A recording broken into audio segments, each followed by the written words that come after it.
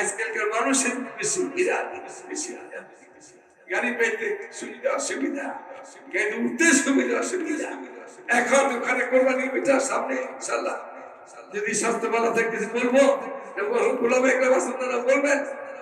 যারা নাকি যুবক তারা একটু আমরা ইশারা করবো, আমার ভাইকে আগে বসাই দিই, সিটির মধ্যে বসাই দিই, আমি দাঁড়িয়ে যাবো না আমি হাইতে যাবো, কিন্তু আমার ভাইয়ের কষ্ট না হয়।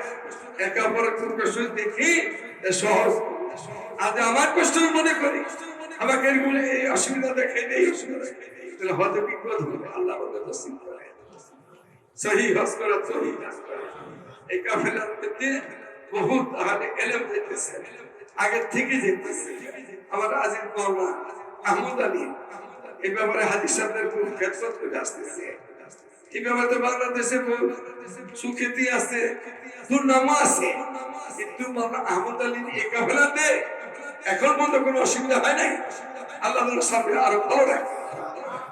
আমি এতটুকু পেতে আমাদের এই মেরাতবের প্রথম সব আসছে, আরো হুজুররা আসছে, কোনো কথা থাকছে। আমি তো অসুস্থ,